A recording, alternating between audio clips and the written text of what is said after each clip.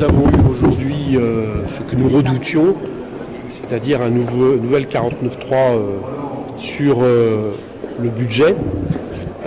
J'allais dire que malheureusement ça devient une tradition, mais une tradition à laquelle on ne se fait pas, parce que priver l'Assemblée nationale du droit de voter sur une de ses principales prérogatives, qui est le budget de la nation, c'est une mauvaise nouvelle pour la démocratie, et plus particulièrement pour la démocratie parlementaire.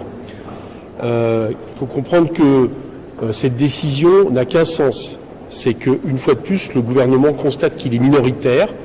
Il l'a constaté puisque en commission des finances que je préside, ce texte a été repoussé, et donc à partir de ce moment-là, il ne court même pas la discussion d'un seul article, en l'occurrence l'article liminaire qui avait été battu. C'est un problème évident pour notre démocratie, mais j'allais dire que ça se double un peu d'une hypocrisie. Pourquoi ? Parce que à l'ouverture de ce débat budgétaire, le gouvernement, lors des dialogues de Bercy, nous avait laissé comprendre qu'il aurait cette fois-ci une vision un peu plus ouverte du débat budgétaire, que certes, il utiliserait certainement le 49.3, je l'ai dit, je considère déjà ça comme condamnable, mais qu'il serait peut-être capable, cette fois-ci, d'entendre de l'opposition et même d'entendre l'Assemblée nationale de manière globale des propositions majoritaires pour modifier son texte. Il n'en a rien été. En commission des finances, nous avons voté 38 amendements, la plupart du temps avec des membres de la majorité d'ailleurs, contre l'avis du rapporteur, donc contre l'avis du gouvernement. Ces amendements rapportaient 15 milliards d'euros de recettes à l'État. Je vous donne ce chiffre à mettre en rapport avec le milliard que réclame Bruno Le Maire. Ces amendements portaient sur une taxation sur les superdividendes, proposée l'an dernier par Jean-Paul Mattei, une taxation sur les cessions d'achat, une taxation sur l'exit tax, etc. Plusieurs mesures qui en gros taxaient les revenus du capital. Ces propositions aussi recouvraient de quoi satisfaire certains besoins.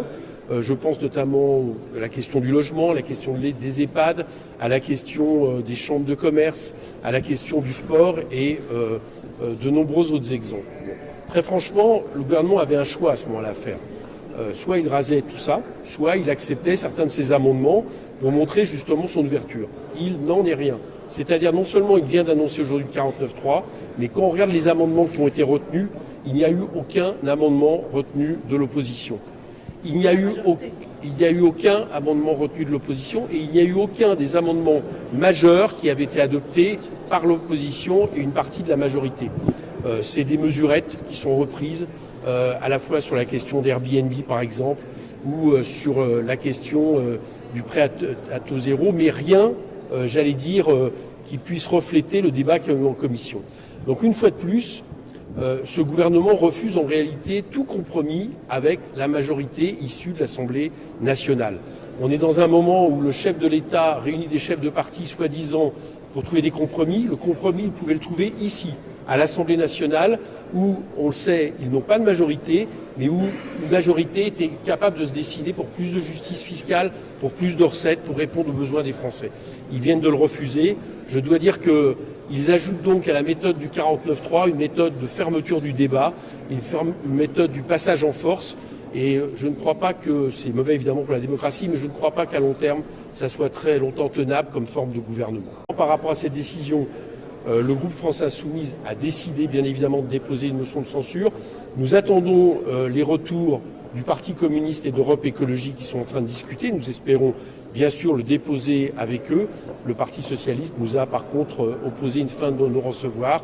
Donc ils ne le déposeront pas, mais nous avons bon espoir de le déposer avec les autres groupes de gauche.